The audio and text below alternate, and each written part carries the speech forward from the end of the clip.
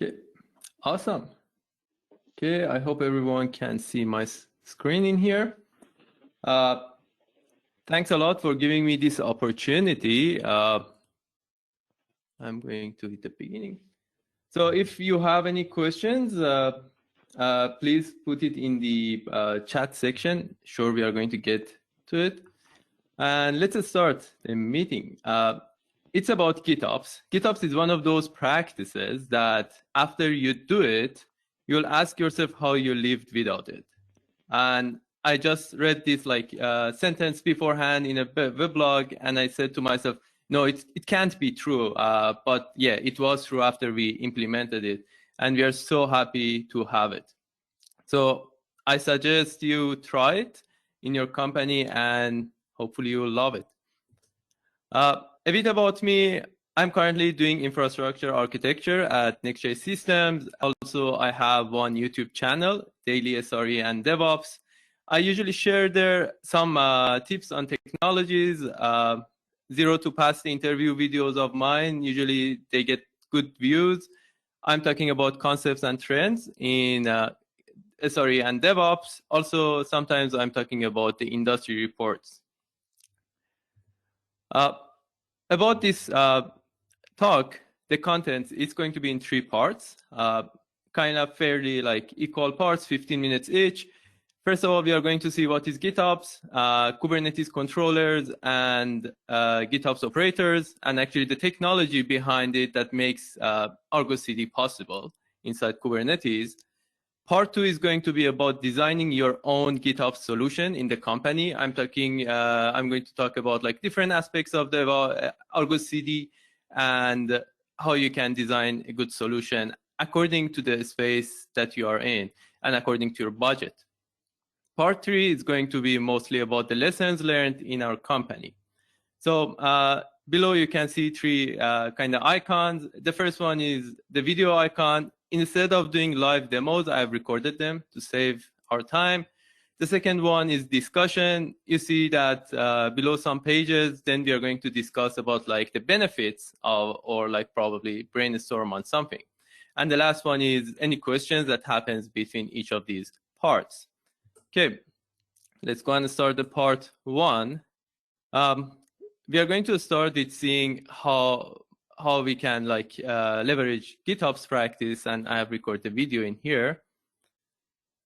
So here, what you can see is Argo Cd's main UI. I have created a repository. The name is GitOps stock, and inside repository we have one folder. The name is Nginx. In the Nginx, we are having our definitions of resources, deployments, and services. We are coming to the GitOps or Argo Cd's UI. We want to create a new application in our Kubernetes cluster. So the Kubernetes cluster is on GCP. We are enabling the self-heal. It's given automatically to us.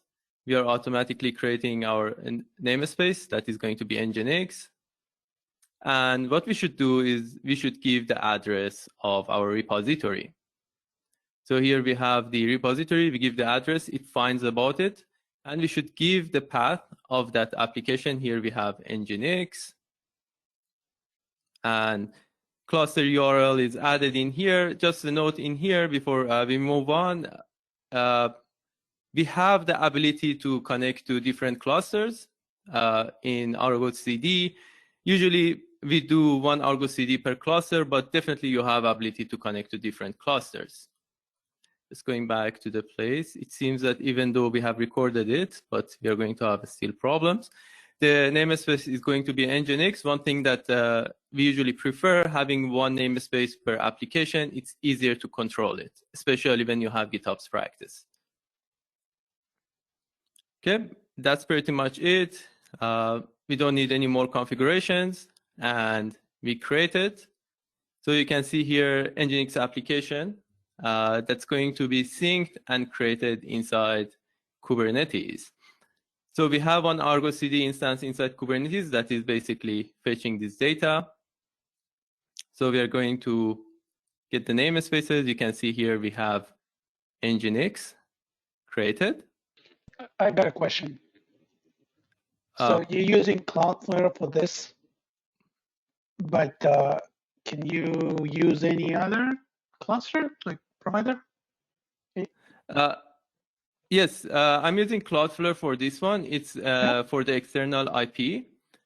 And going to talk about why we are working with Cloudflare in maybe next slides. Okay, thank you. Yep. Please. So you see we have the external IP of Nginx in here. We are going to put it in here. Usually it takes some time for Nginx to load. And just to make sure that it's loaded, we are going to just get the pods. You can see the pods are running in here. So Nginx is loaded. So that's easy. We have created the Nginx in there. Probably would say it's just kubectl apply. That's something that is easy. But imagine you're having like 10 applications per cluster. Okay. Just a note in here, we are going to also change the number of the replicas in here, and Argo Cd will pick that one pretty automatically.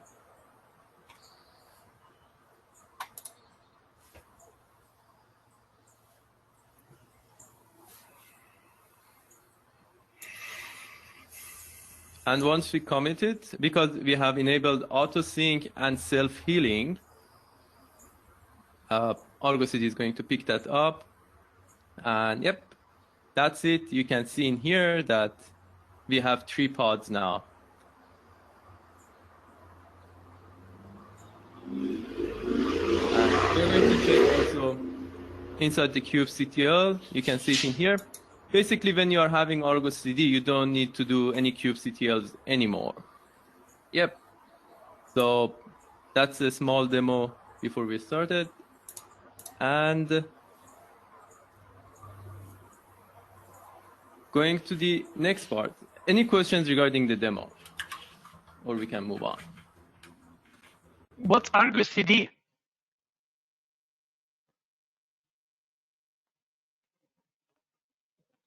Hello? Yeah, what's Argo Cd? What is Argo Cd? Argo Cd is an application that is we use that one to implement GitOps practice. So GitOps practice is like a general practice that the same demo that I showed you, you can apply it with different applications like Flux or Argo Cd. Argo Cd was one of the first ones in the scene and also one of the ones that is the most complete one. So Argo Cd enables basically syncing repository with what is inside the Kubernetes.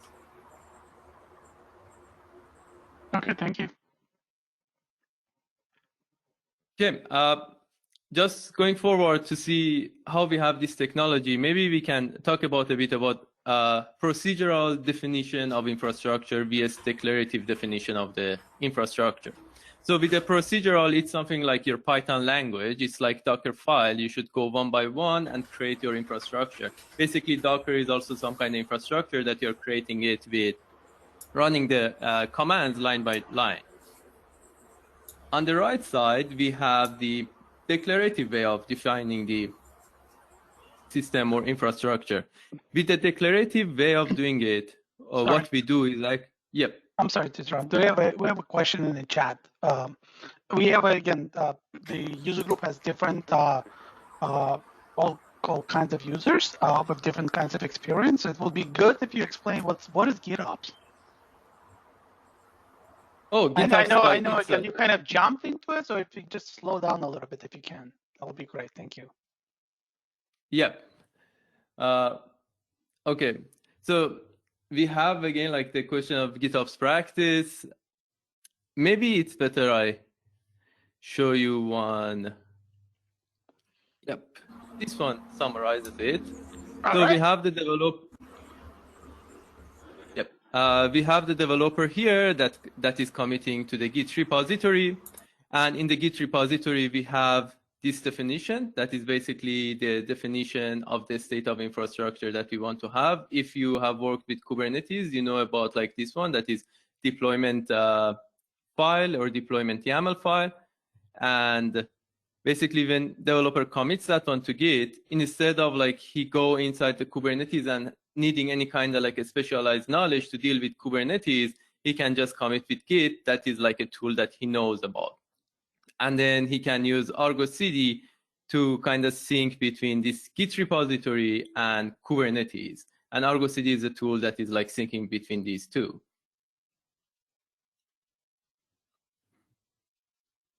And you can replace Argo Cd with any other like application, but generally this is the GitOps practice. Like Git, we are using Git as like operation to leverage our operations. Okay. I hope the question is solved. Okay.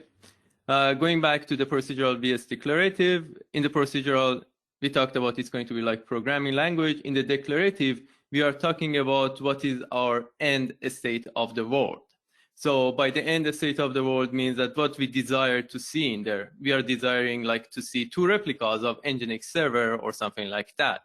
So we are talking about it in here and like kind of making it inside into a YAML file that it's very easy to read, and also you don't need any kind of specialized knowledge.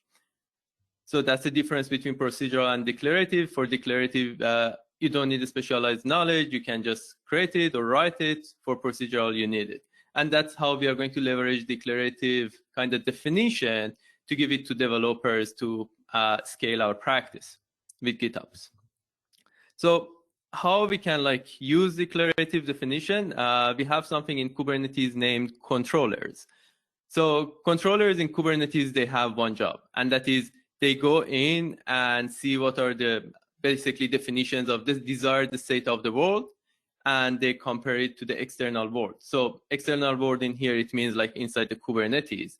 And they see the difference between these two and try to recreate it inside the Kubernetes, and how that's like the technology inside Kubernetes named controllers. And basically when you're like doing kubectl apply, you're kind of like going in and leveraging deployment controller in there. Argo Cd does the same thing. It's creating its own controller. So Argo Cd is like an operator. Each operator in Kubernetes is a controller. So that's probably food for thought if you want to research for it. What is the difference between operators and controllers? But we can say here that operator is kind of controller. Argo Cd just automatically just goes in, checks for the Git repo, and kind of replicates that state inside Kubernetes cluster. So what do you think is going to be benefits of having this one? This is like the discussion session that we can have for 1 minute or so. So what do you think about the benefits that we can have with having the Argo Cd and GitOps? No pipelines. Yeah, exactly.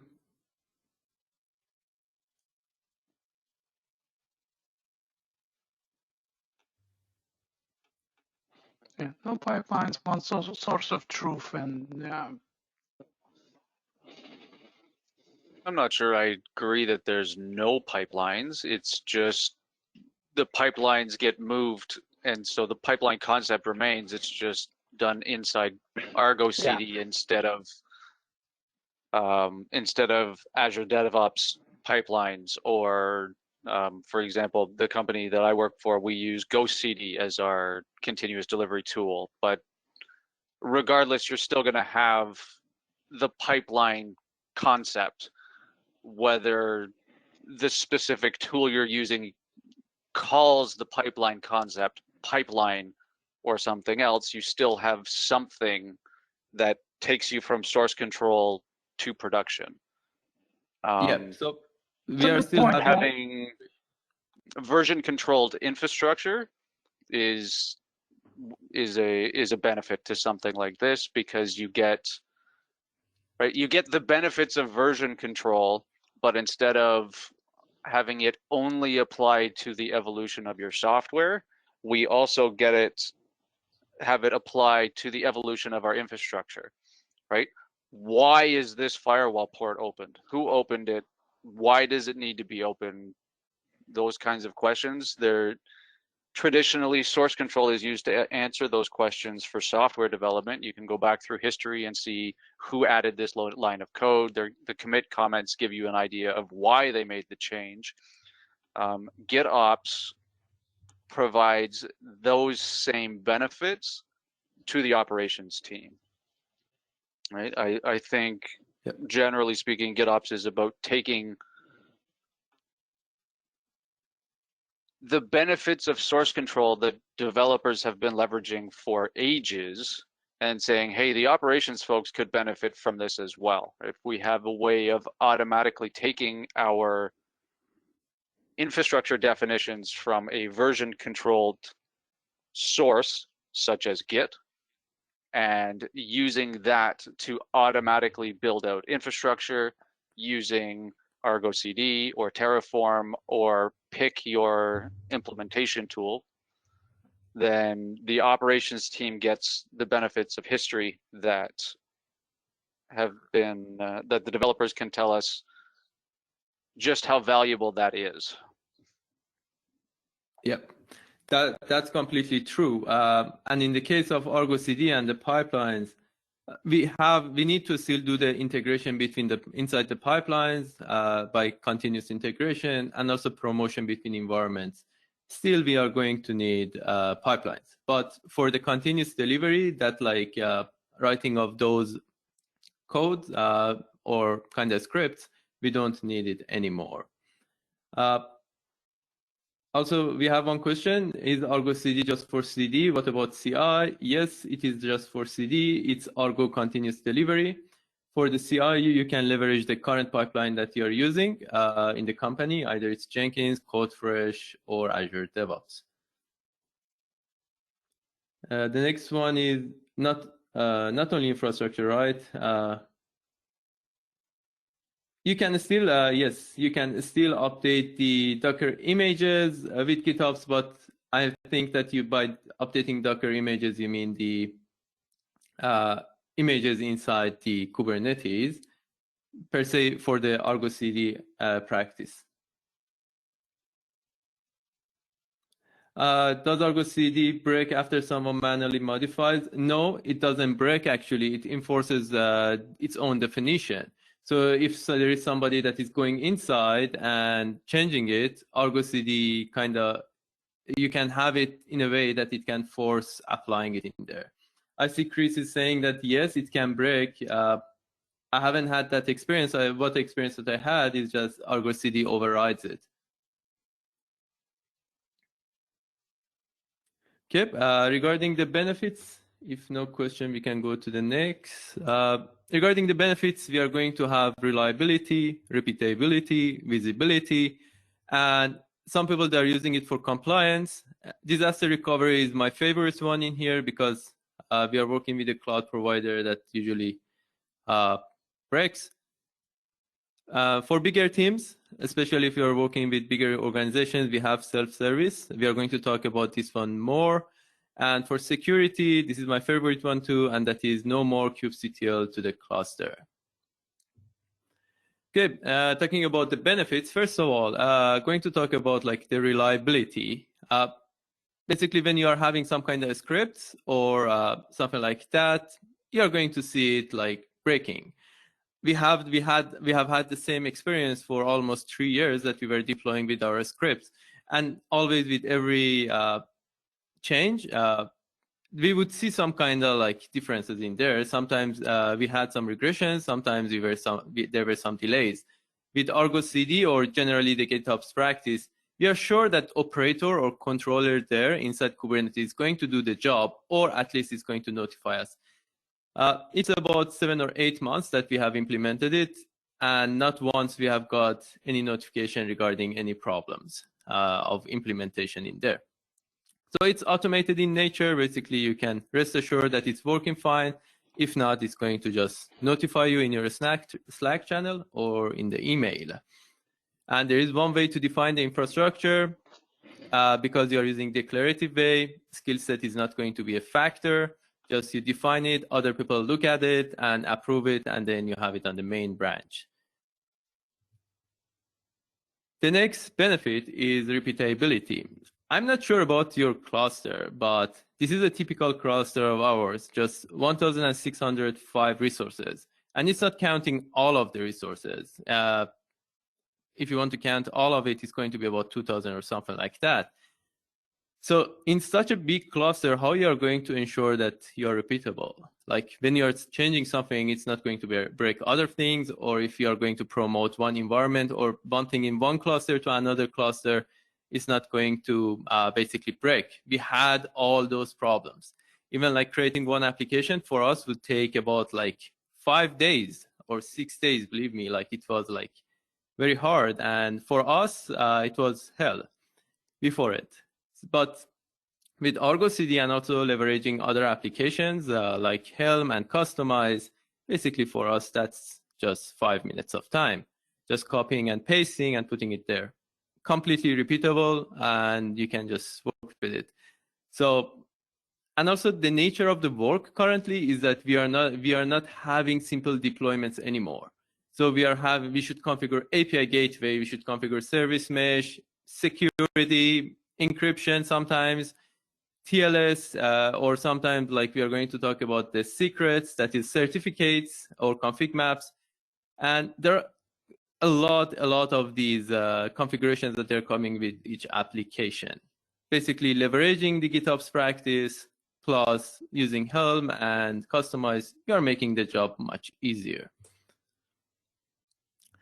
Next benefit is visibility and efficiency.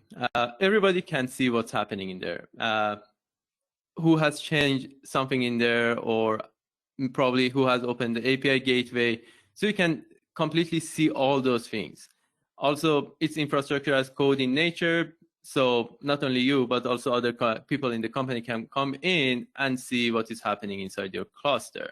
When you have that visibility to all clusters at once, and also everybody can see it, kind of knowledge is kind of, there is like an effect of knowledge spreading in the company, and people are like curious to come in and see what's happening. That's what we have seen. And that's another thing that adds to the automation and getting things off your plate as SRE team or DevOps team or even operations team. So other people learning about it and applying the things themselves. That's what you want to have. You can review it like the code review. Basically, you can give them access to change their infrastructure. They want 2 Nginx, 3 Nginx microservices. That's completely okay. They can change it. You can approve it then. And you can also test the whole thing with automated testing.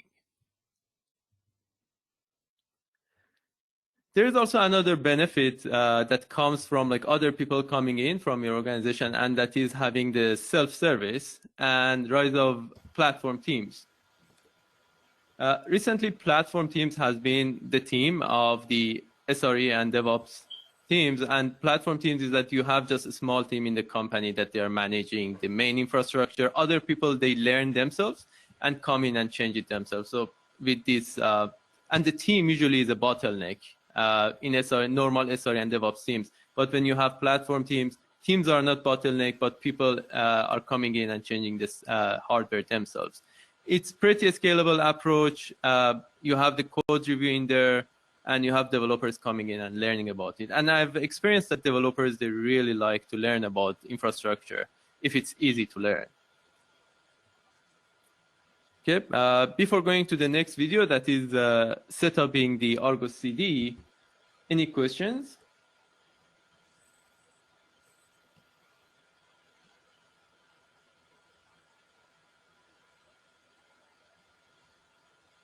Is there a dry run mode in Argo Cd? I haven't used it. I don't think so. And maybe there is, but I haven't searched it, frankly. When we want to, probably you want dry run mode in the case that you want to develop some kind of like Helm chart or anything like that. We have a small cluster for these like sandbox kind of things to check the Helm charts or customized files. And there we are doing the kubectl or like directly connecting to the Kubernetes cluster. Okay, Siva says that yes, it has. Okay, yep. So that's something that I have never researched for it. Okay, going to the installing the Argo Cd. One thing that I usually use is I always go in and check the website. There is no benefits of memorizing all these instructions, and usually websites have the latest one.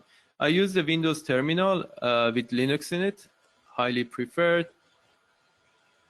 So creating one namespace for Argo Cd. And the manifest is pretty straightforward to apply. Just one note in here before we go forward. One of the things that it's happening in the infrastructure is how you're going to update your infrastructure. Basically, if you have some kind of API gateway, you have some kind of like a database in your Kubernetes cluster. I see that the movement is toward having one single YAML file, and when you want to update it, just apply the same YAML file with the higher version. Yep, it's going forward to create the cluster for us. I mean the Argo Cd for us, and then we can see what's happening in there.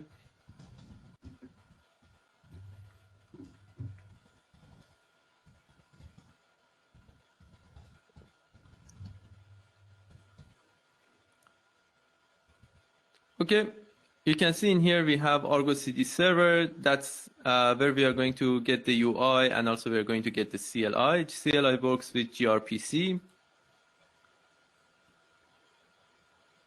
One thing that we do in here is that we are going to change the type of this service, external IP. We are going to change it to basically load balancer IP or giving it a public IP. And that's why we are using the Cloudflare. So we have one Argo Cd in Cloudflare. Okay, before moving forward, just a small note on why we are using Cloudflare when we are having public IP. So if you want to have some kind of cluster bootstrapping, that is like Argo Cd is the one that always is running in your cluster. Even if your API gateway has some kind of problems, you need to expose Argo Cd's UI and probably CLI completely independent of other applications in your cluster.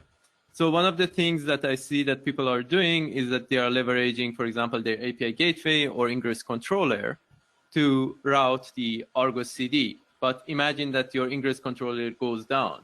You don't know whether the problem is with your ingress controller, if the problem is with your cluster, or what is happening in there generally. So that's why we have Argo Cd as application zero. Application zero meaning that after you have your Kubernetes cluster, that's the first application that goes in.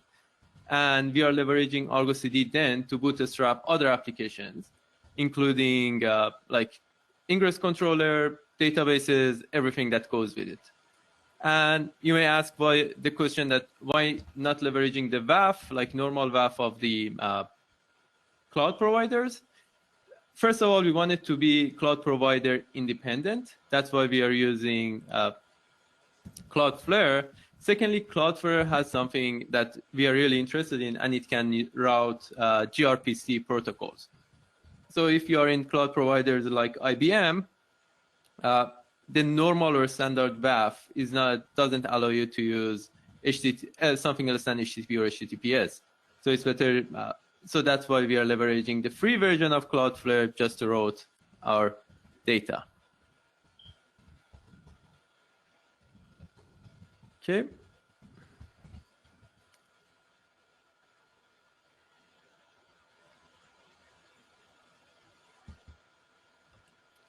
So here we are getting the pods, and Argo Cd server is something that we are waiting for it. Basically, that's where the operator is. And here it is, the UI. So Argo Cd has changed their way of logging in after 1.9, version 1.9. Currently, it's 2.0.1, and you can get the password by just a secret in the Kubernetes cluster. one thing that you should do for sure is that after you install the Argo Cd, you should go in and change the password in there because it's in the form of the secret. If somebody can gain access to your Kubernetes cluster, that's the way that they can get in. So here you can see it says you should use gRPC web. In gRPC calls, we add it in, and it connects with HTTPS, completely secure, and you have it in there.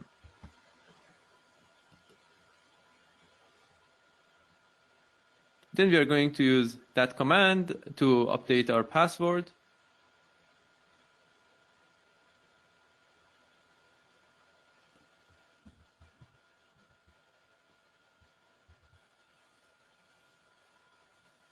It needs the current password and then some simple one. We are going to put afterwards.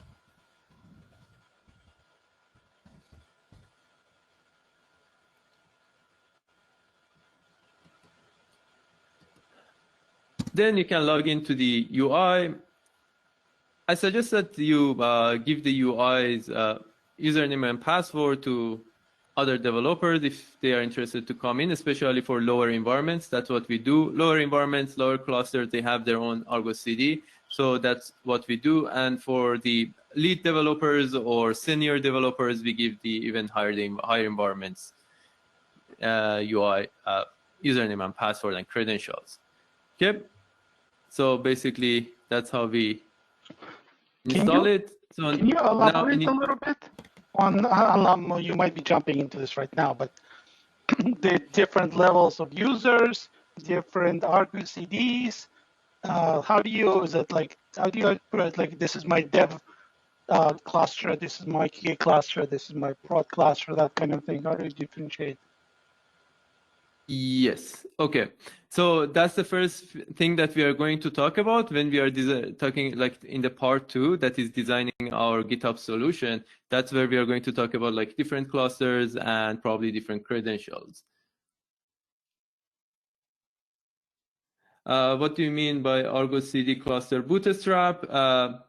So imagine that you have your cluster in one cloud provider, and all of a sudden the whole cluster or probably region goes down. So what are you going to do? You have about like 50,000 users that they want to use your application. You need some kind of bootstrapping of the whole cluster. Some people, they use Terraform to bootstrap the whole cluster.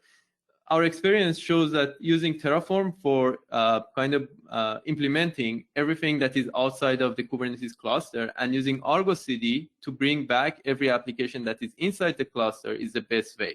So that's what we mean by having Argo Cd bootstrapping the cluster.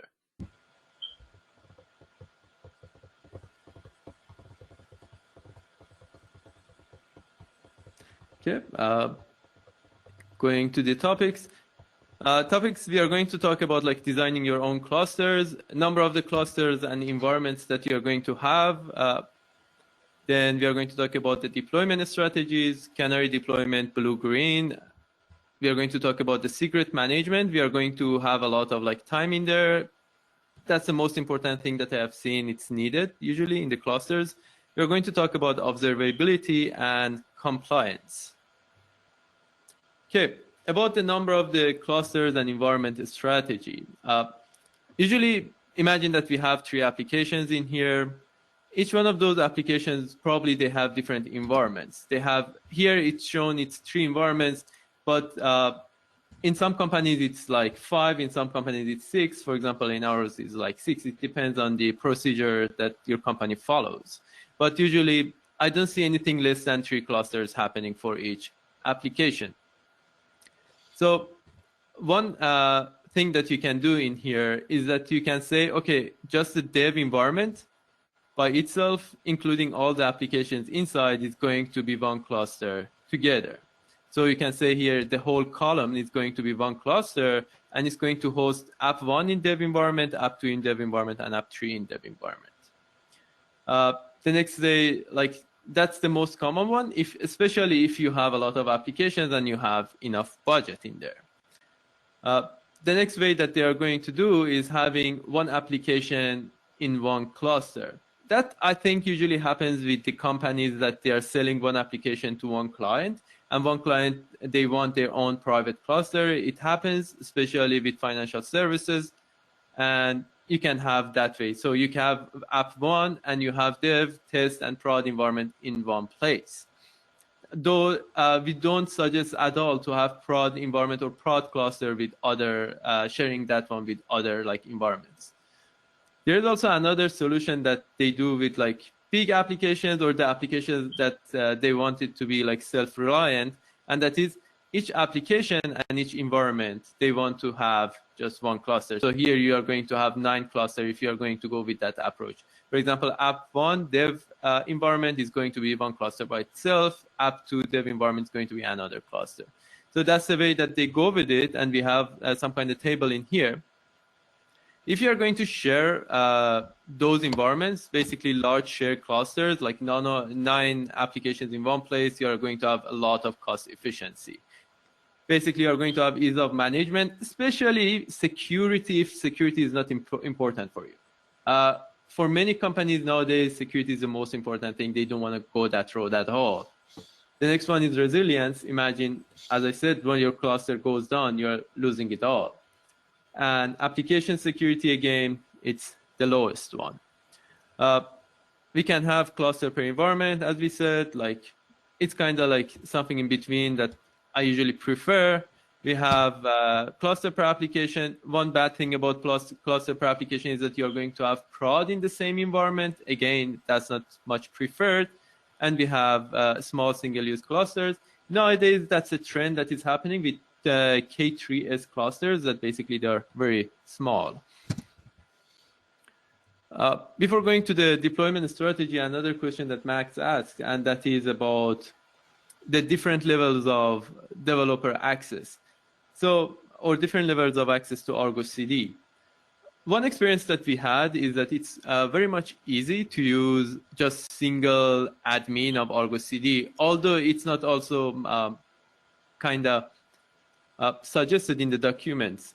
But I would suggest like go inside the documents, try it, and see what works for you, or better to say what floats your boat, and basically apply that one. For us, having different users wasn't the best way. Although Argo Cd can connect to other like identity providers like Keycloak, we do not prefer to use that one, because basically we want Argo Cd to be the number 0 application in there, and we are hosting all our identity providers in the same cluster instead of having it outside of the clusters. So if you're having some identity provider like Azure Active Directory or Keycloak, or these kind of identity providers outside of the cluster, that they are pretty resilient or provided by the cloud provider, I would suggest going that route, having one user per probably one username per one user that is accessing that cluster. If not, if everything is in one place and you can afford the security hassle of it, I would suggest going for just admin user, because at the end of the day, each of those like security measurements that we are adding is adding a lot to the complexity. If you have enough team members, enough like budget, why not? Let's go with that one. Okay. Going to the next one, and that is deployment strategy. Basically, Argo Cd is just continuous deployment. Gives you that feature. Anything else that you want to take out of it? So blue-green update strategy, canary, fine-grain, automated rollbacks, or anything in that nature, you need to kind of bring in other technologies like Argo rollouts. That's completely different project repo under the Argo project, but it gives you very good like flexibility. For some companies, blue-green is like a big deal, so they can leverage their Argo Cd or Argo continuous delivery with Argo rollout, and that's how you can achieve these kind of updated strategies, and it's much preferred.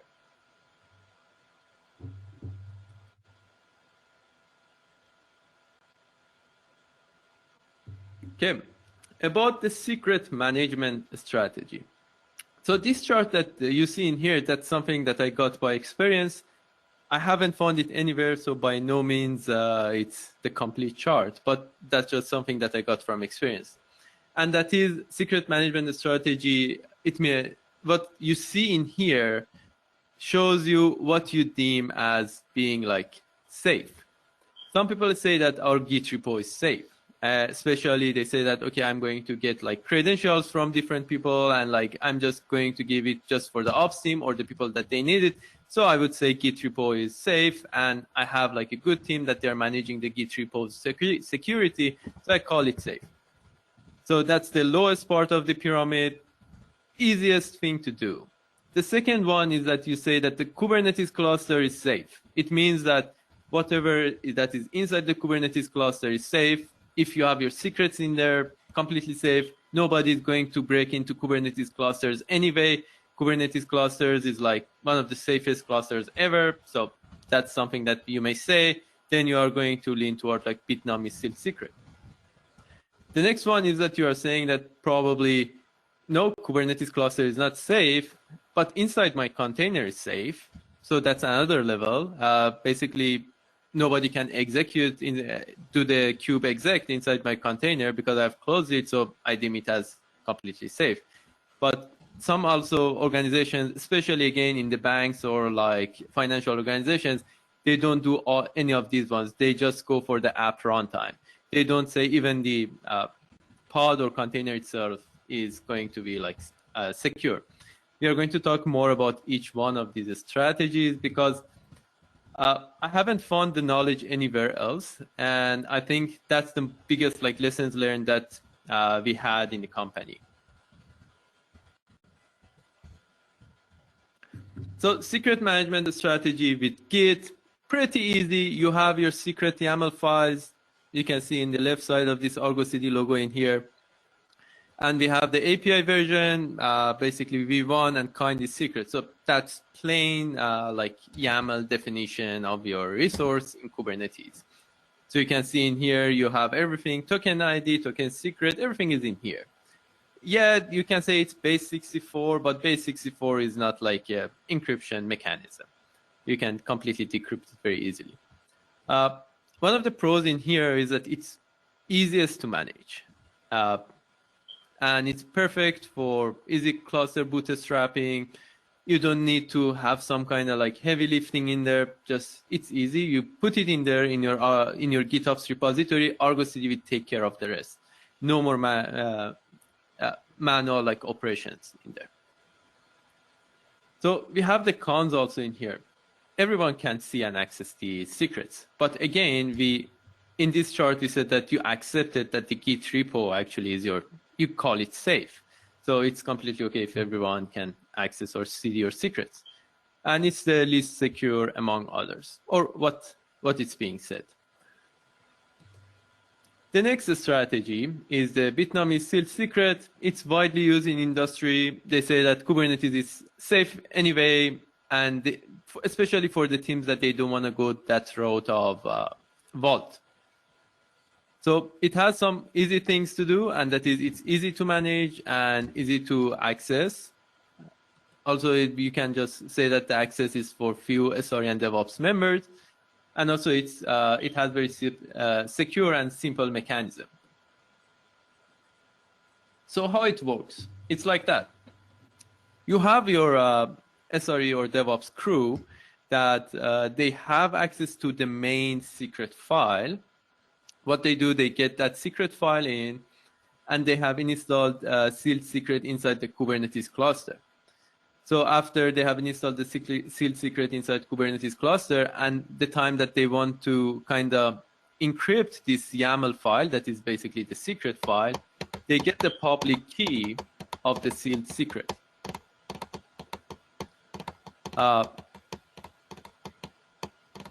So Sushil, would you mind muting the microphone, please?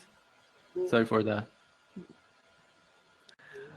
Because we are hearing the keyboard sound. Sorry for that. Okay. So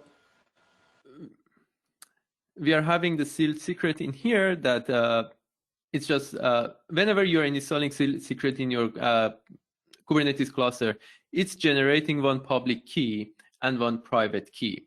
So the public key is going to be used by DevOps crew to basically encrypt your YAML file. And the private key is held inside the cluster to kind of like decrypt this YAML file. So when the SRE crew get access to the gets the public key and also has a secret, they can create this JSON file. Then Argo Cd is going to basically move in that JSON file inside your Kubernetes cluster, or sync in that JSON file inside Kubernetes cluster. You can see here the kind is sealed secret, and the API version is bitnami.com. So it means that whenever you this controller, sealed secret is a controller too. So every time there is some kind of like this resource or custom resource definition that is going in, it just picks it up and regenerates your secret. That is YAML file again in its own namespace. This one is perfect for people that they deem Kubernetes cluster as a safe place. Also, sealed secret has a mechanism to roll over its private key and public key. At the end of the day, it's one of the most secure ones. It has I think 30-day rolling of the sealed secrets.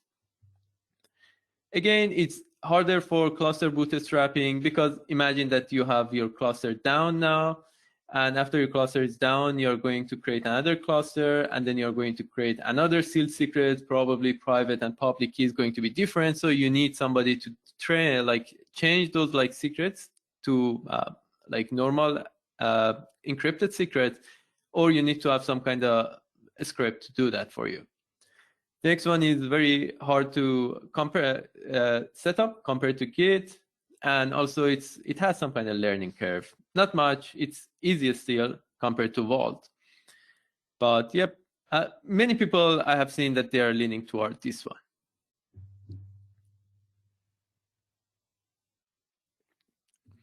Okay, going to the next one, and that is Vault.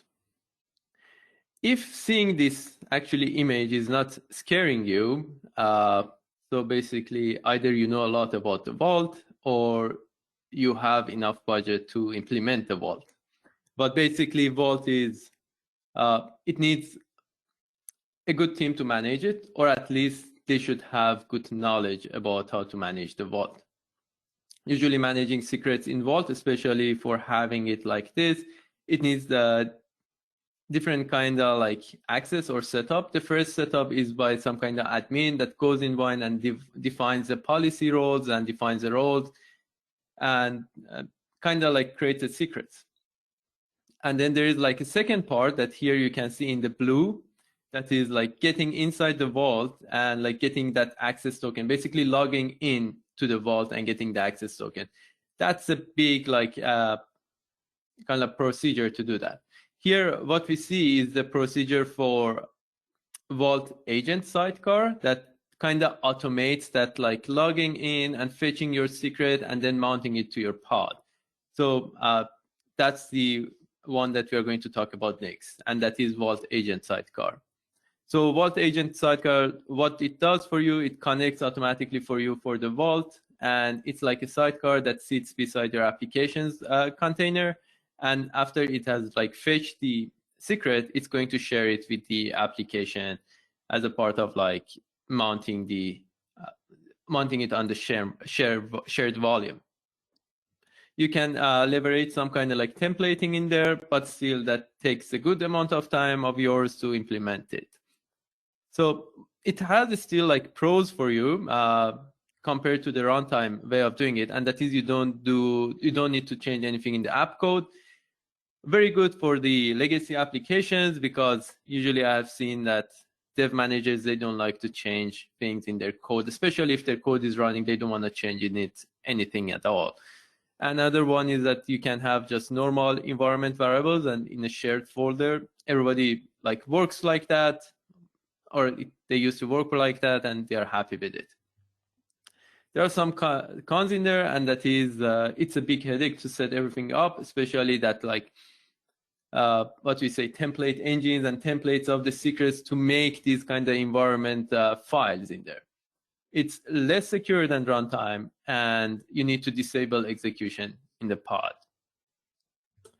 The most secure one is your application actually directly accessing the vault, and basically you can have your application anywhere in any cluster. That's one of the greatest things about it, and it's the most secure one. The con is going to be like, you need to change the app code. You need to go to the dev manager and say that, yeah, this is like what we are going to do, and you need to change it. Reluctantly, many times they do it. And it's a big headache again to set everything up. I would say, like, don't go towards the vault if you don't have the budget. The next one is observability. That is going to be about where to store the logs, basically, or how to achieve them or get them, how to notify if deployment went wrong. Again, I haven't seen something like that happening in the last 7-8 months, but yeah, if you need to have something like that, sure, you should have it. What's happening inside the cluster, that is the UI and application logs. So for where you're going to store your logs, you can leverage your current procedure. Either it is Elastic, Datadog, or anything like that. Then for the notification, if something went wrong, you can use Argo Cd notifications. And for the rest, you can use Argo Cd UI, and you can give the UI to the developers. And for compliance strategy, it depends on your strategy. If you're going to have auditing, sure, you can have it. You can have separate repo, especially in the finance industry. Again, they want to have separate repo, separate access. They want to have some complete auditing.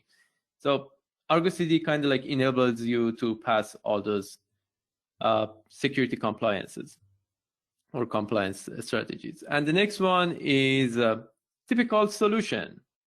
So here is like the normal and typical solution. You can replace Jenkins in here with your choice of the pipeline, CodeFresh, or anything like that. Developer commits the code, then it's like going to the Jenkins, and in Jenkins, you have some kind of script. That's the same way that we are doing, updating the values inside your GitOps repo. And then it's going to push the Docker image. So this part is pushing to Docker image to the register. It's part of your continuous integration. And the part that is like changing the GitOps repo is some kind of like continuous deployment for you.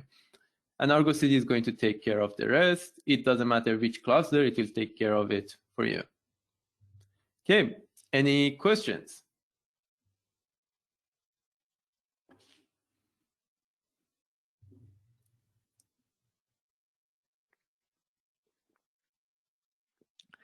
I know that if I have talked about it well, you would ask a lot of questions, so it means that probably I'm lacking some part. Okay, probably in the lessons learned, I'll do my best to convey. It's not necessarily the case, but okay. Just keep going, you're doing good. Okay. So can you show us the Argo Cd UI? Yes, we had the UIs in one of our videos, basically. Or maybe I can show you in the lessons learned in the cluster bootstrapping. A lot of slides, eh? So this is what you would see in Argo Cd UI. I cannot open any now because I don't have like a clean one, and the ones that I'm having access to now is my company's. So because of the security reasons. So you have the UI in here. In the UI, you can see different like applications that you have in your cluster. Here is that bootstrapping app, that is app of apps, that is like creating these different applications. So when you see them out of sync, it means that they are going to be syncing soon and kind of like creating all those resources in there. When we are going to use the UI vs kubectl, basically when you are having the Argo Cd, you are going to get the access to your Kubernetes cluster with kubectl completely from everyone. So the applications that we have now, currently they don't have, like people, they don't have access to those clusters. Everything is done via Argo Cd and it's completely automated. So nothing changes in that cluster. you can completely track every change that is happening in there. So basically nothing also breaks down in that cluster. Anytime that you're introducing some tools like kubectl that you can work with it without auditing, that's the time that you'll have the problem. And yep. And also the other good thing about UI is that developers, they love it. They can go in in each one of these applications and even see their logs inside that, logs of each pod in there. I've seen that people, they don't also go to Elasticsearch to see their logs. They just leverage Argo Cd's UI.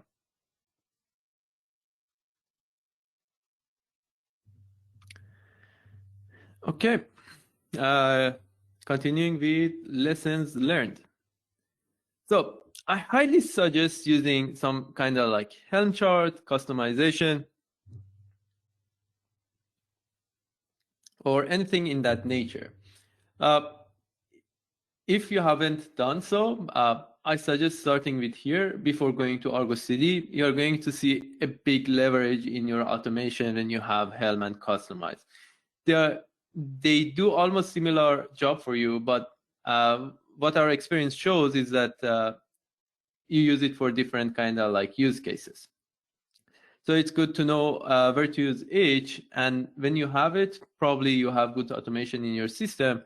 After you have Helm and Customize, probably you can leverage it to have the best solution in the world with Argo Cd, I think.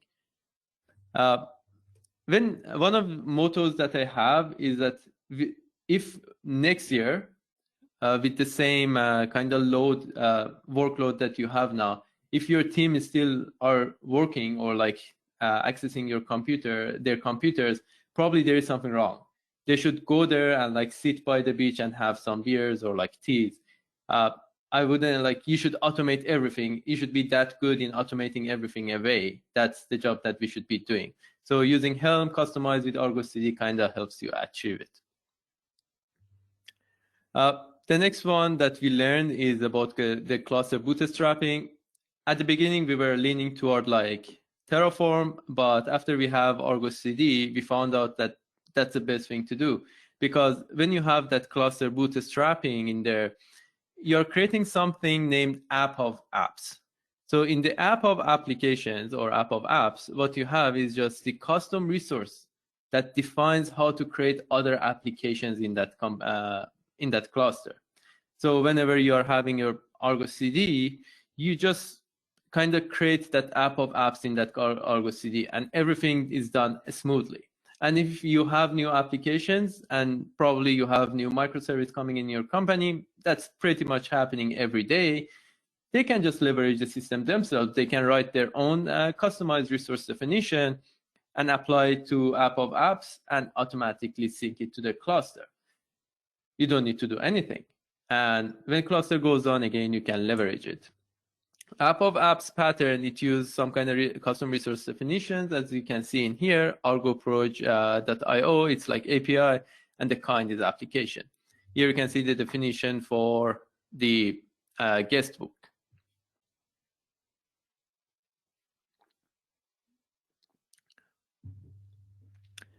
Just one thing, when you're creating this kind of app of apps, it's great to create it in under namespace of Argo Cd. So you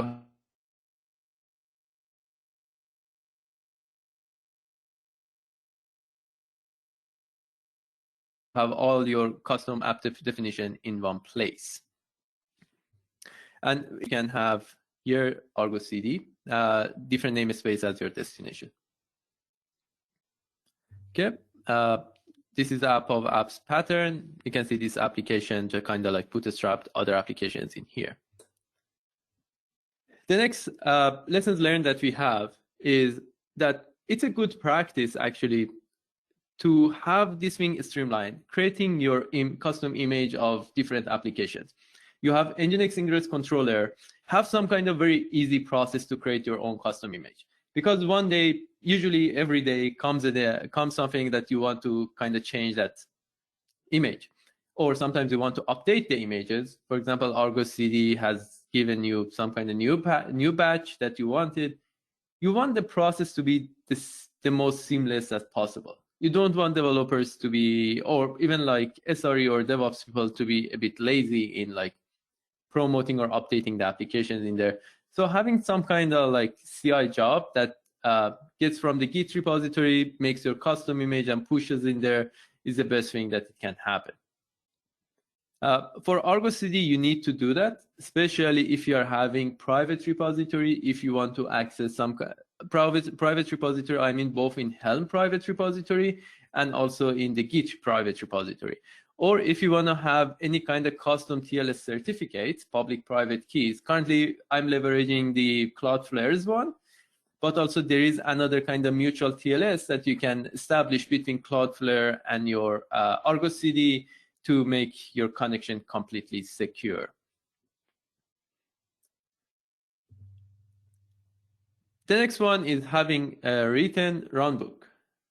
You can have your Terraform, you can like kind of completely have it like some kind of scripts in there, but it's very good to have some kind of runbooks because disaster happens, for sure it happens, and usually it happens 2 a.m., not in your workday, and they're going to call you. And believe me, 2 a.m., you don't want to really sit behind your computer and find out what's happening in there. You just want to delete the cluster and run a new one again. So having runbooks helps a lot. Or whenever like you're in vacation and there is like another junior person behind the computer and you want to basically handling it rather than they call you when you're again sitting by the beach and having your tea.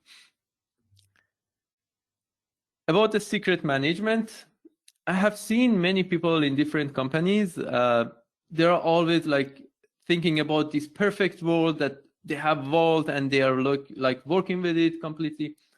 The thing is that, or people that they are like saying that, no, we don't have it at all, let's go with Git. So the thing is that it's very good to find out about the situation of your company. What is your budget? Can you afford to hire one person just for Vault? Because at the end of the day, you need to dedicate one person, although that one person is not going to be completely like doing Vault, but most of his time is going to learn about it, do the patterns, like requests coming in, manage, they want to manage it. So at the end of the day, if you can afford to spare that budget, sure, go with Vault. If not, you can spare the budget with Bitnami, it's still secret. Why not? Like you can leverage it. But if you're like a small company and you can completely like secure your Git, and you want some kind of normal security, it's completely okay. You can go with Git. You don't need to build your resume with Vault in here, especially that building of resume will cost you a lot of night times. Okay. The next one is about updating often. I have experienced that when you update your infrastructure, especially Argo Cd, and that is like such a core part of your infrastructure, often, usually you are going to firstly enjoy the latest features, and secondly, you are going to minimize any security breach potential that you may have. Last one is educate. Many people in companies, especially big companies, they don't want to educate, they don't want to have workshops. Why not? If you have 3 SRE team members, 4 SRE team members, or DevOps members, just ask them to do one workshop per 2 months. People or developers, they love to learn. They love, maybe on the first workshop you have 10, but believe me, after 4 workshops, you have 50 people attending it, and you have people really learning it and like applying it themselves, and they just ask questions from you. That's what you want. That's the good state of the world. And thank you. Any questions? I see one question asked, what is Chart Museum? So Chart Museum is a protocol for Helm charts. So when you want to have some kind of private Helm charts, you have some kind of like private repository for a Helm chart. Usually that protocol is Chart Museum. We have other protocols, but I have seen that Chart Museum works best with most of the CI/CDs, especially CodeFresh.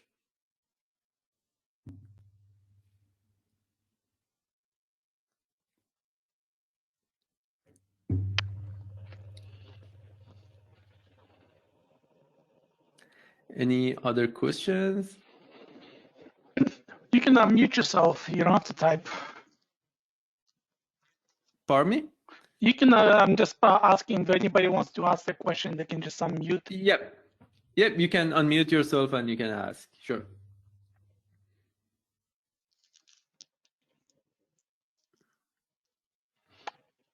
It looks like we're good.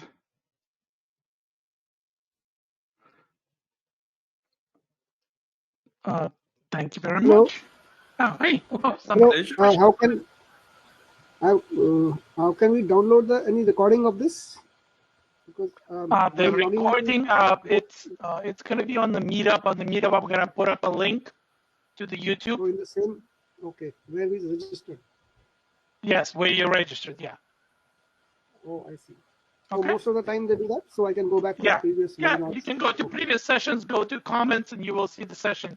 You can also look up the YouTube channel, and it's going to have a bunch of recordings in there. Okay. Yeah, my experience shows that if you just search the YouTube channel of Toronto DevOps User Group, Enterprise DevOps User Group, you are going to get it. Yeah. Do you have any set of best practices if somebody's starting at the bottom, small, but they want to plan a roadmap for the going up the pyramid, maybe every year or something? How should they? What choices should they make along the way to be better in evolving? Are you talking about the DevOps, or are you talking about the Argo Cd and GitOps? Your DevOps pyramid which you showed, which is more secure going up the pyramid. I can give you one advice: come to user group. You will learn a lot. But again, it's a complicated question, right? It's very difficult to answer. Yep. Maybe I can share one experience with you.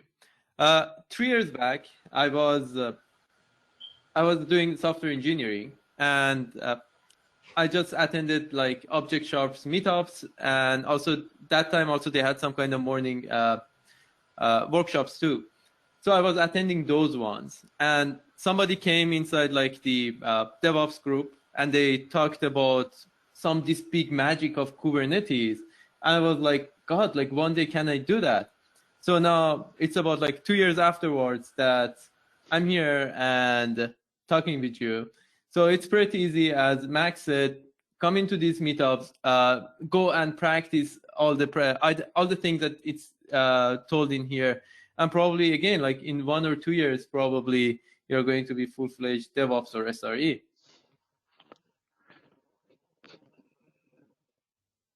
Thank you very much. By the way, the Object Shop still have the morning sessions. They're just online, so you can go to the website and you can register. Yeah, one of the best sessions that I attended early in my career. Yeah, so is there a list of this good sessions to attend in the somebody who's starting to plan maybe a website or marketplace back end, front end, and starting with GitOps? The best thing I can advise you, get something like, again, do those online self-learning paths. If you want something more organized, get yourself like a Pluralsight subscription, and there's a bunch of paths that you can use. Udemy, any one of those online learning solutions. And again, communicate, talk to other people, ask questions. Like, yeah, like I used to do Java coding, and it went into management, and now I want to do coding more. So I learned this Python and Flask, Pandas. Similarly, there's a mushroom of millions of tools. So sometimes how to narrow choices down. So is there any like for one target, for example, developing just a website with API services, and later on want to add AI/ML. So what is the set of tools which will be good? Sorry, I don't have a single answer for you. It's again, it all depends. So Okay. My advice, especially for people who are starting fresh, in all likelihood, you have problems already today. So my suggestion to anybody really is pick a problem that you have, something that's causing you or your coworkers pain and frustration today, and solve it. And once that problem is solved, right, and along the way you'll learn something. You'll probably discover a tool or two that is useful for solving your specific problem, and you'll learn a little bit. And then once you've done that, you're probably still going to have problems. So pick a new one and solve it, and just keep doing that, rather than focusing on what tools do I need to learn to be able to be good at my job. What are the problems that you have today in your job, and make a fix very them. simple website through Wix and GoDaddy and all. And so can I still use this GitHub to store my code and then deploy it to Wix platform? You mean 2 Will I weeks? find a playbook? Because you keep on getting another keyword and attending another video, 3-4 videos on that keyword, and then you find another keyword. So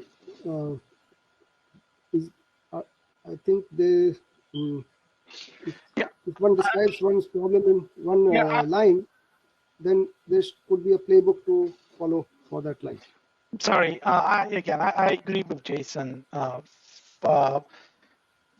Figure out what problems you're trying to solve, and then start small and build yourself up.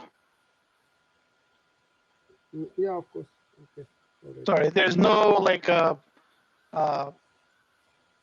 black and white answer kind of thing right here. So just follow this path and you're going to be awesome in 2 years. Just keep working at it, and example, keep learning and keep trying, and you'll be awesome.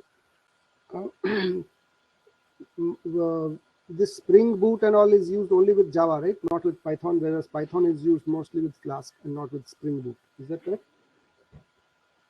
So those are different technologies. We are just talking here about like those are different technologies more inside like software engineering realm. Here we are talking more about like DevOps and SRE part of it. Yeah, so Jenkins is getting older, and now it is being replaced with something new, right? Everything is getting older, and there's always something new. But there's a lot of other options. Again, Jenkins is one of them. So post Jenkins, what is the thing that is neither too old nor too complex and new? There's no such thing as post Jenkins. Jenkins will never die. It's always going to be there. It's always going to suck. But there's a lot of other pipeline tools out there, like GitHub Actions, Azure DevOps, GitLab. I don't know. There's a lot of them out there, right? So again, so Maven and Jenkins is still Maven and Jenkins is still something good to start, and I can ignore the other things till I get something running, right? Start with Jenkins. Your learnings from Jenkins will be applicable to any other pipeline types with minor modifications, right? What you might want to start with is just the whole pipeline concept, right? Get yourself into a position where the only thing you have to actually do to get code from source control into production is push a button. And then if somebody pushes the button every single day, great. If it only gets pushed once every 2 weeks because that's the cadence your company works on, and that's the team that that's the cadence that your development team wants to deploy on, fine, no problem. But at least you have a fully automated, fully repeatable, fully auditable deployment process so that everybody knows exactly what happens at deployment time, and you can use that to inform whether or not now is a good time, right? One of the issues that my company has today is that we still, after years of trying to get a little bit better and a little bit better and a little bit better, we can't deploy without a service interruption. Just where we are today doesn't support it. And so that means because of the way our deployment process works, we can't do deployments in the middle of the day. It's just not an option for us today. It means people have to work after hours to do the deployment, but that's just what our reality is. We're working towards a better world where everybody theoretically only has to work 9 to 5, but we're not there yet. Right? We do have a fully repeatable, fully automated deployment process, but it does, because of the specifics of our implementation, cause temporary service interruptions, and that's not acceptable for our business model. So here we are. Right. So I mean, you probably have a list of things to do, which will ultimately overcome that, but those are taking time. Yeah, I kind of inform my career as whatever it is I spend my time doing today, I should find a way to get the computers to do it for me so that I don't have to do it anymore. Right. I have spent the last 20 years trying to work myself out of a job. It hasn't happened yet. So anytime I get ownership of a cumbersome process, the first thing I do is find a way to automate it. And this, you're not getting even closer either, right? To that. You're getting yourself out of the job. Yeah. You're just getting yourself farther away. Yep. Like, just if you can automate everything that you're doing today, you're going to find out that there's just a whole new set of things that you can spend your time doing instead. Yeah, that's true. We had also the same experience. If it was like last year in our company, I would have like automated everything. But today it has its own new challenges, and basically you need to just tackle them.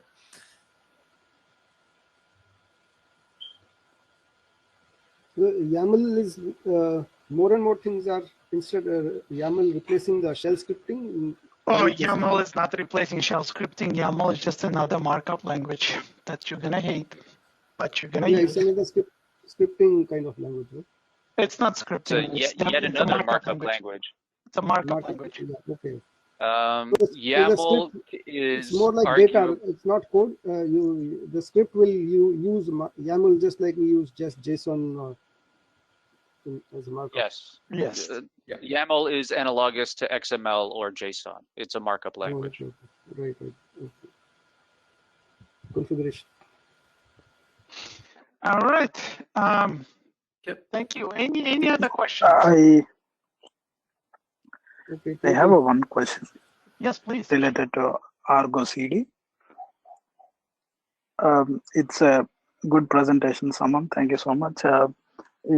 But I saw your presentation belongs to one stage.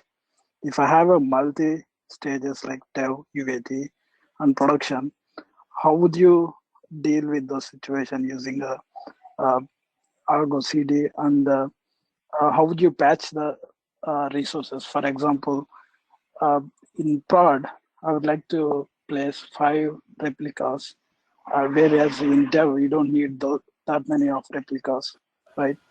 So I use a base template where replicas are equal to 2, which is good for dev. But whereas in production, if I want to deploy the same resource with replicas 5, how would you patch those things?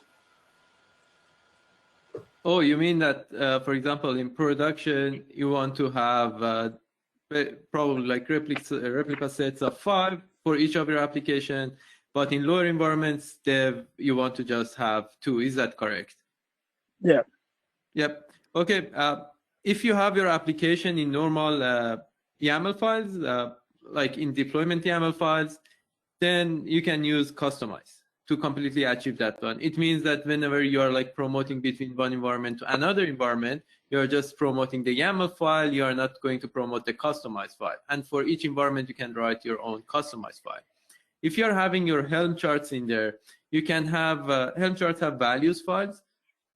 So we have, so in different environments, it's different. For us, it's like that. We have, for each Helm chart, we have one base value file. That is basically that application itself that you're promoting from one environment to another environment. And there's another values file, values-end that we are kind of using, and that is for basically environment-specific kind of situation that we want to have. So you guys use Helm charts for each environment, different Helm charts? For each environment, no, we are using the same Helm chart, but each Helm chart can have different values file. So we have two values files. One of the values file is environment specific. For example, in your case, developer, dev environment, or for example, the prod environment specific. And the other one is the application definition. Mm. So you can, but it would be good if you guys set up one meet for multi-level, like a multi-stage environments. How do we use the Argo Cd for deployments? For different environments? Yes, but because I would like to see in a real-time scenarios how Argo Cd works. But I saw some demo for it. Yeah, I saw your presentation is like normal general. It's good for basic who doesn't know about Argo Cd. But if I want to use that in my environment where we have customized files and different environments, different resources we use. Oh, I see. Like, how does it change if you are going to deploy to GCP versus Azure versus AWS, or you mean something else? Okay, so those are different questions. First of all, let's answer Siva's question about like how you can go from different environments. So yes, basically, if we know about one cloud, it's similar in different clouds. So yeah. So I'd like to know in any cloud. So in one cloud, it's it doesn't matter one cloud or different clouds, because Argo Cd at the end of the day can connect to different Kubernetes cluster. It doesn't matter it accesses one cloud or another cloud. Yes. Anywhere that you have Kubernetes cluster, you can connect it. Yes. That's the first one. The second one about like kind of like promoting from one environment to another environment. The promotion itself happens with your pipeline. So you should have a pipeline like Jenkins pipeline that never goes away. So Argo Cd just does the deployment for you. Whenever you want to promote between one environment to another environment, and because we are using GitOps practice, at the end of the day, it's just copying one file over from one folder that is defining your application in dev environment to another folder that is defining your application in QA environment, for example. Yes. Or your test environment. So copying that file can be done with a small script in your pipeline. Either you are using CodeFresh or Jenkins. Still, you need to do that one, just instead of like very hectic like process that we had before, you can just copy the files pretty easily. And in there, like you can use simple command line like CP. We literally use CP, like just one line of the command to promote from one environment to another environment. But as a general comment, it will be that the next time you're going to use this kind of demo, it will be good to like show this kind of stuff off, right? So people can see like hands-on how, like not instead of 5 environments, just 2 environments is enough, right? Yeah, yes, sure. Yes. Yeah, but yeah. Okay, so what's one thing that I can do for this is that I will make a follow-up video on my YouTube channel, and probably, I can publish it soon. Excellent, that sounds great, thank you. And it would be good to use the resources different for each environment so that we can see how you are patching those things. Sure. I think that's a good idea. I will publish a video on that one on YouTube. Sure. Yeah, showing what will change from one environment to the other and what will remain same. It depends, right? It depends on your things. Like I just said, I want in dev environment just a one replica, two replicas, but in production, I like to use 5 replicas to make the system available, right? So you use a base template. The concept of GitOps is wherever you go, like wherever you use in multi-stages, but the base template should be one. That's what my idea of understanding related to GitOps. So in GitHub, you have only one repository, but you can use the same repository for multiple stages. Yep, that's true. So, but you have one repository, but you want multiple resources in different environments. How do you deal with that scenario? So you have one repository, multiple resources. Yeah. So it's like that. So for example, you have one repository that the main like root folders would be, for example, environments, dev, QA, prod, pre-test, like pre-prod testing. So each one of them, they have like their own folders. And under each of those folders, you have different applications. You can have as much as applications that you want to have. In normal cluster, we have like about like 30, 40, sometimes like 60 applications. And when you want to like promote from one place to another place, you can just follow the same practice. Basically, you are just dealing with folder structure rather than like dealing with different environments or like definitions. So you're saying we have a different repositories for different environments? No, we have just one repository, but under that repository, we have different folders set up for different environments. Yeah, okay, yeah. I get that. I get what you are saying, but I would like to see how it works in working conditions. Okay, that's why he's going to do that video. Thank you so much for that. Yeah, we look out thank you so much. Video and recording. All right. Any other questions? Hey, how often do you guys use branches in Git? We do not suggest using the branches with GitOps practice, especially if you are using that, for example, that practice that you have or like that application inside the Kubernetes cluster. So everything should be on the main branch. And it's much easier also with Argo Cd UI to kind of set it up on the main branch. But if you want to have like changes in there, for example, if you want to do some kind of small changes like replica set changes, or if you want to add a new application, then you're going to create a new branch and you are going to like ask everybody to chime in and approve your branch merge to the main branch.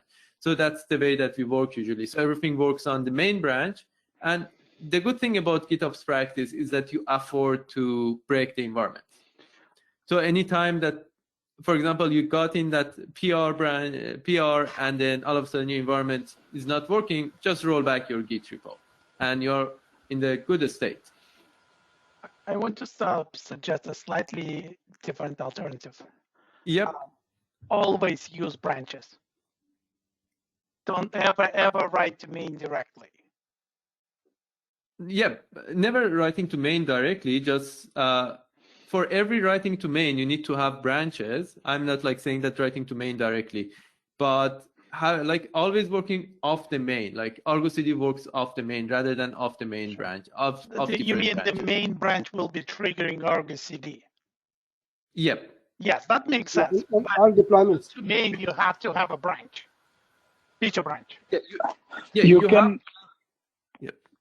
Sorry try for not to interrupting. I guess you can choose which branch you want to.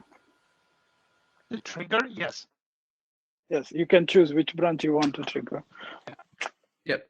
Sorry, there was somebody who was talking behind you. Yeah, exactly. So for simplicity, we prefer main branch for triggering the Argo Cd, but also we are using branches for kind of proposing different kind of changes. Right. So after the merge, the deployment always happens from the main branch via the Argo Cd. That's what you're suggesting. Yep. The simpler your branching strategy is, the better. So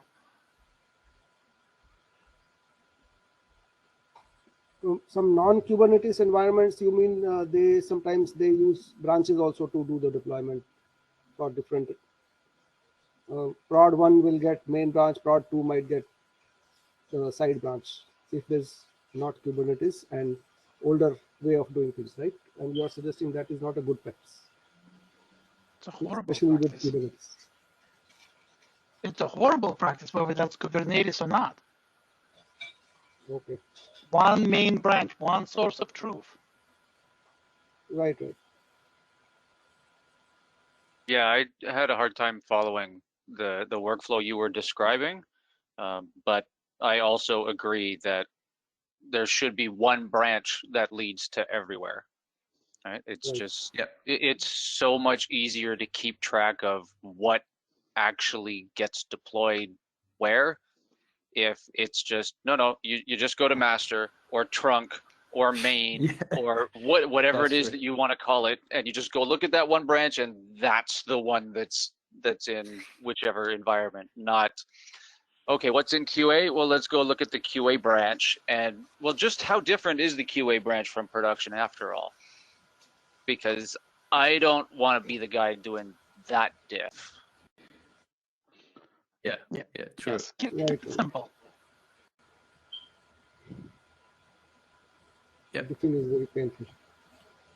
Well, Any other questions? yes, keep it simple with all of the complexity involved in doing that. Keep it as simple as you can. It's simple outcomes are not always simple to achieve, right? Like there's the complexity comes from making sure that you implement a simple pattern. That's the hard part. But once you've got that simple pattern in place, it becomes so much easier to work with on the day-to-day basis. At least that's my opinion. Yeah, that's true. That's true. Also, I have one other notion that is like add complexity as much as you have budget.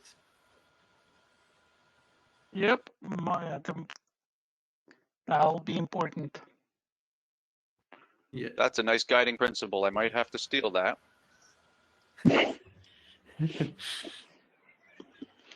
It's all yours. It's open source. You only got a certain number of innovation points you can spend.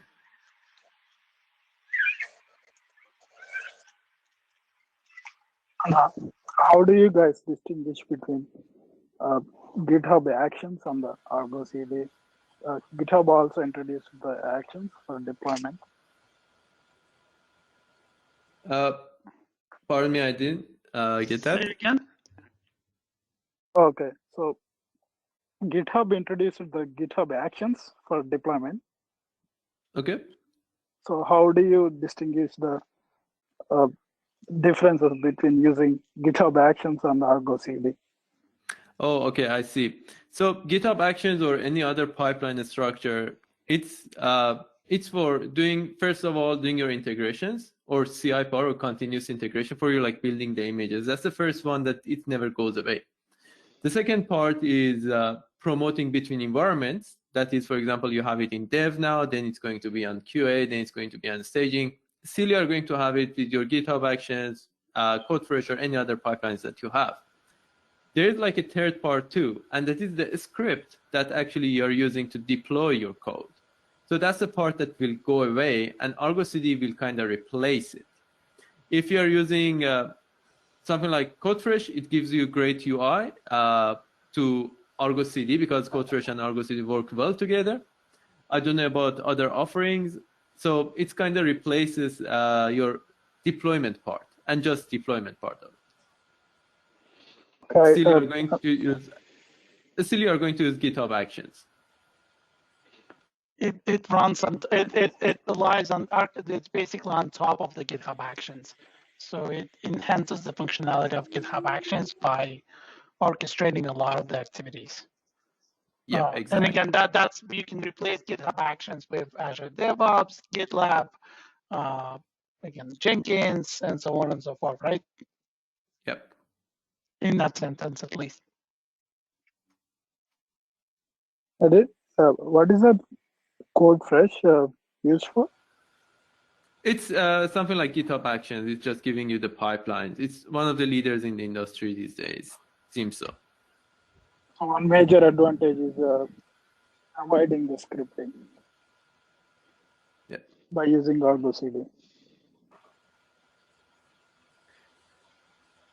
So your question was, what is the major advantage of using Argo Cd? Yeah, rather than GitHub Actions. So No, the it's major not going to replace it. It's not going to replace GitHub Actions. Still, you are going to use GitHub Actions. It just enhances it, makes it better. Okay, yeah, that's what I'm saying. Like you can avoid the scripting, whereas you define the stages inside the GitHub Actions, but in Argo Cd we don't need to. Yes, exactly. You don't need to do the scripting. Probably in GitHub Actions, what you need to do is just change your script to be just one command line, and that is copying from one environment to another environment. Okay. I think according to the questions, the next video is for sure needed. Yeah. I will create one. You get another chance to record something. Yeah, All right. sure. Okay. So thank you, everybody. I'm gonna pause. I'm gonna stop the recording right now. And